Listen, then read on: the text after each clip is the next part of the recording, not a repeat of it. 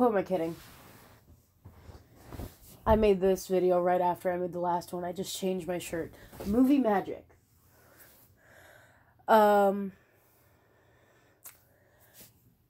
Today's topic will be about binge eating disorder. Now, as I talk about the eating disorder I have, and as I bring you along this journey with me, what I want to do is I'm going to present everything how I know it to be, and that might be incorrect at sometimes. What I want this to serve as is not a, this is what binge eating disorder is, this is what this is, blah, blah, blah. That's not what this is. This is me taking you along my journey of knowing what it is, figuring out how to cope with it, trying to live life with it.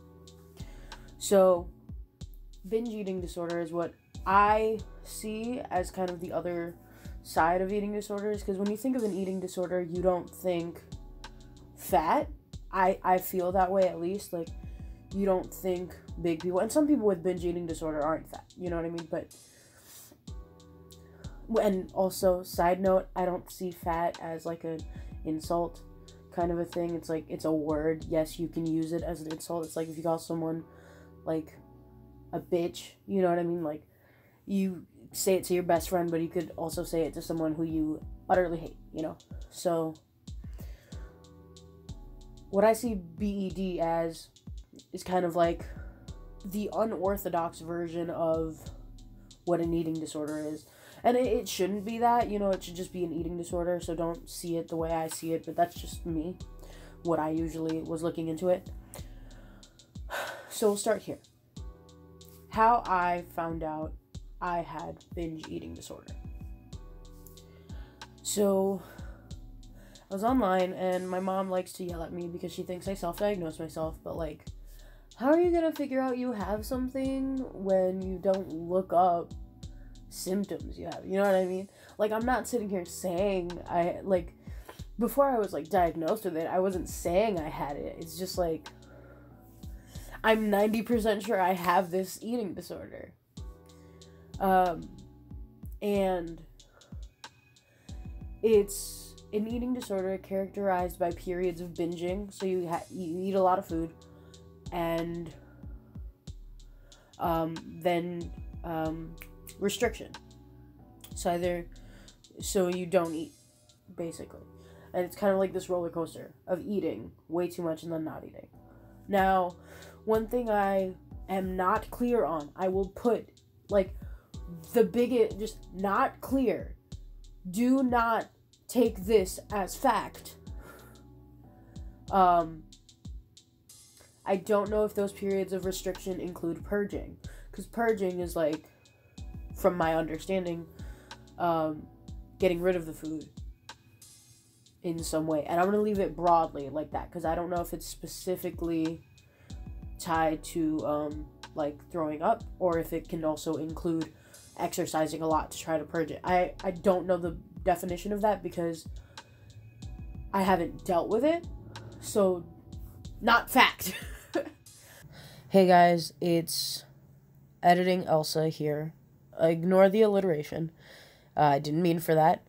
Anyway, I think that I should really put out a clear definition, because I think what I know is limited, and this is a definition directly from nationaleatingdisorders.org.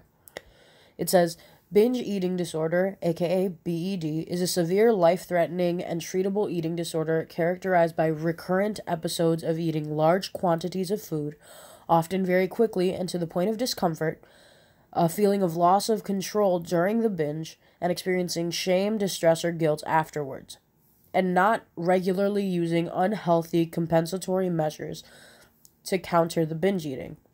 It is the most common eating disorder in the U.S. So one of the things I was trying to get at was I didn't know if that included purging or not. And here is the very important point that I would like to stress. Pay attention. The binge eating is not associated with the recurrent use of inappropriate compensatory behaviors, as in bulimia nervosa, and does not occur exclusively during the course of bulimia nervosa or anorexia nervosa.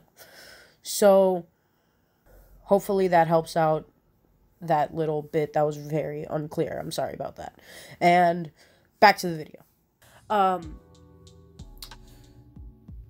For me, the way BED presents itself is it's very autonomous for me. And I think that's because I've had it for so long. So there was probably a period in my life where I made the conscious decision to eat a lot once and then stop eating for a period of time. And now it's just kind of become a convenient, autonomous thing for me. Or it could have been autonomous my whole life, I'm not sure. But that's BED for me. A lot of the times what I go through is I I'm also an emotional eater, so a lot of my binging happens when I'm feeling very bad. And sometimes this has been with me for so long that I just eat when I'm bored.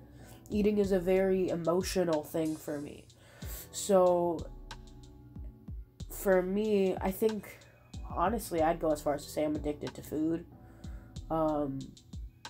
Which, I mean, like, that could be like I'm just so addicted to food, but no, like, I genuinely think I'm addicted to food. But that's a whole nother thing, because I'm pretty sure that's a whole nother thing to talk about that, yeah, but anyway. Whenever I'm bored, I eat. When I'm sad, I eat. When I'm happy, I eat. You know, I graduated early and I went out to a restaurant, and as much as I don't want to see that as a binge, I totally binged. Like, I totally ate a lot of food. And I think one of the things that faults us a lot is we don't see fat people as having eating disorders because of what I think. I feel that there's a connotation that eating disorders are like for people that are like very, very skinny. You know what I mean? Like, and that's not true. You know, like you can be, well, I won't go as far as to say what I was about to say, but yeah. So I realized I went off on a whole tangent. I found out I had BED because I looked up the symptoms, and, you know, I saw that it was this roller coaster-ish kind of thing of eating, restricting.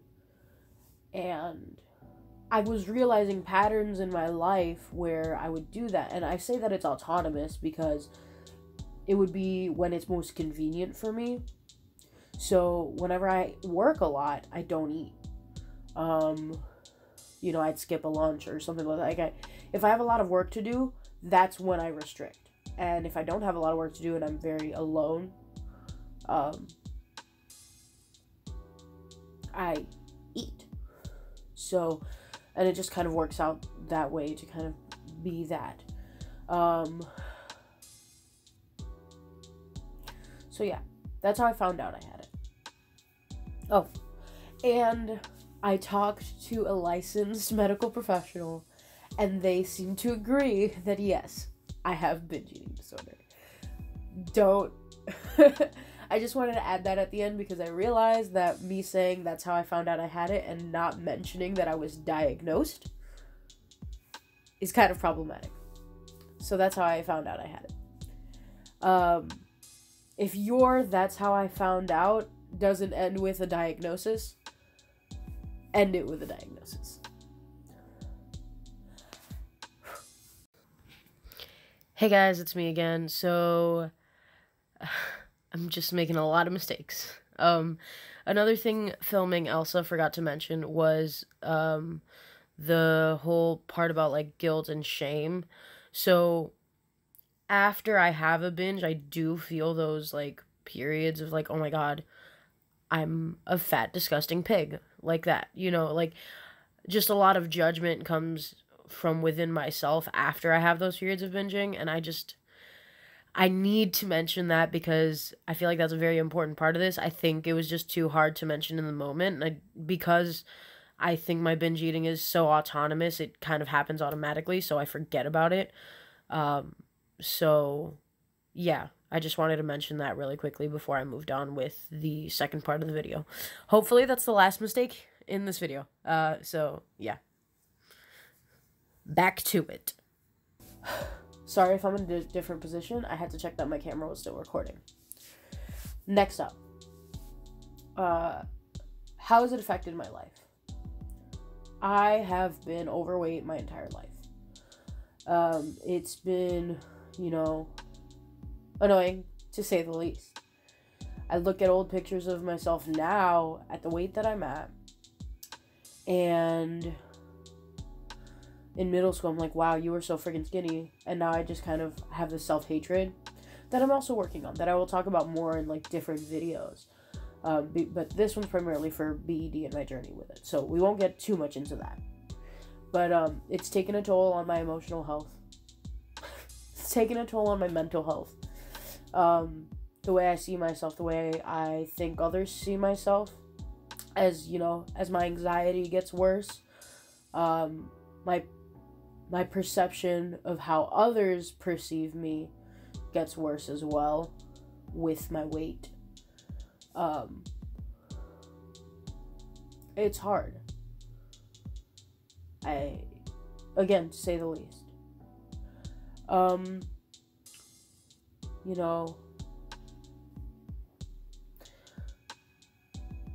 It's hard to be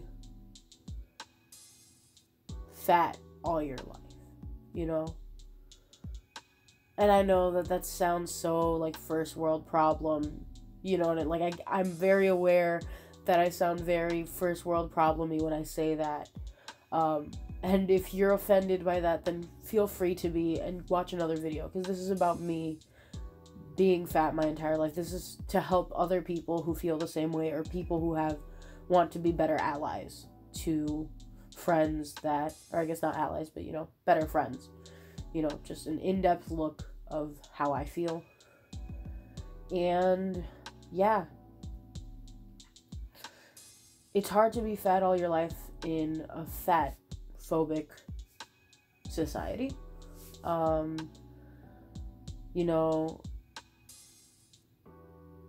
Part of the reason I think I hate myself so much is because I see a society that hates me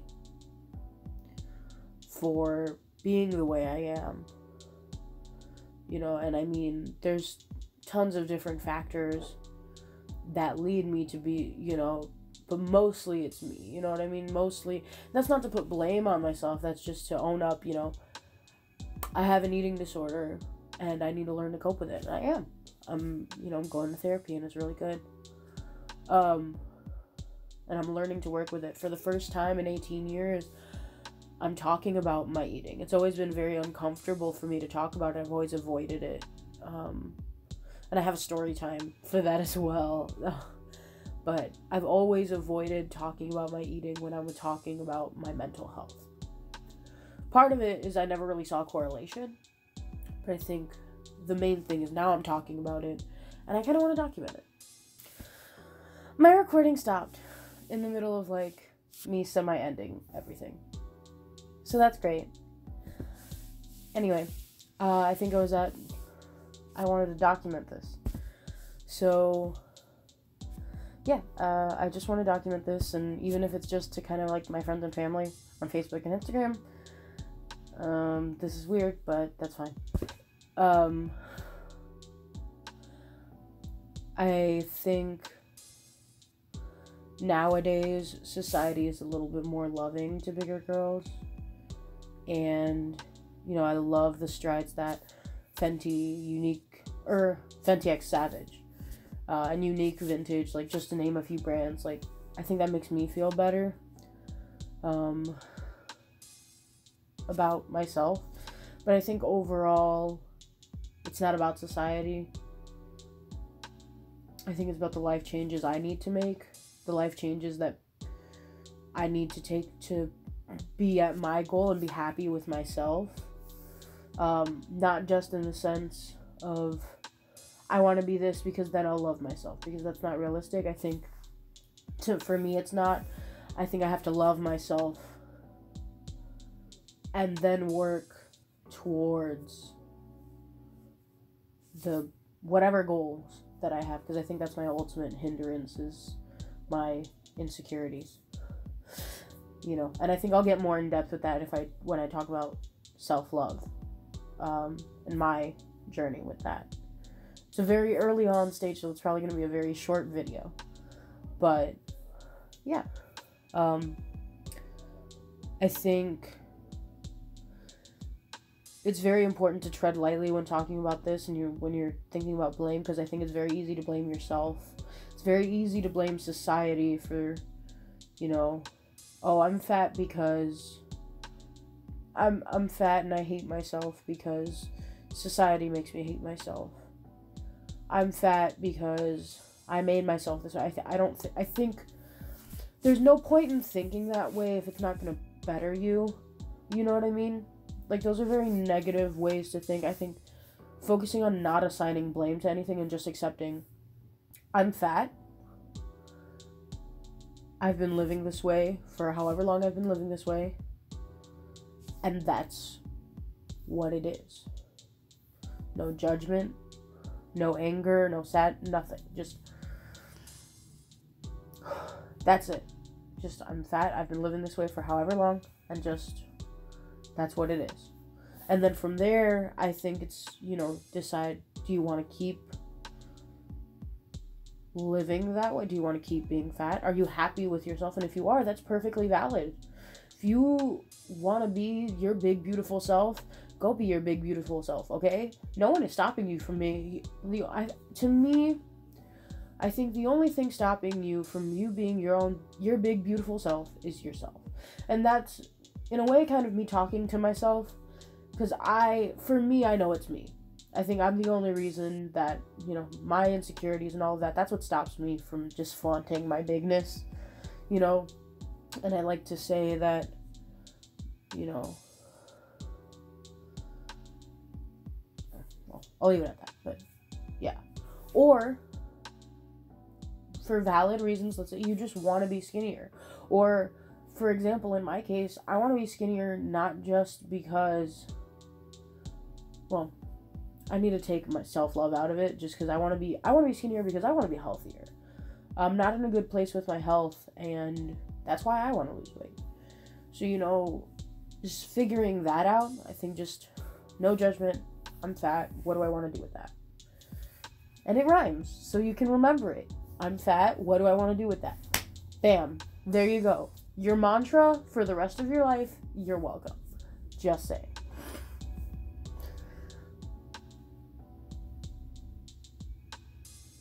I did that for way too long. Anyway. So yeah. That's my story with VED. That is what I've been through, how I figured out I got it, how it's affected me. And yeah, I hope it was helpful, because, that's kind of my ultimate goal, just, documenting this and being helpful to someone out there.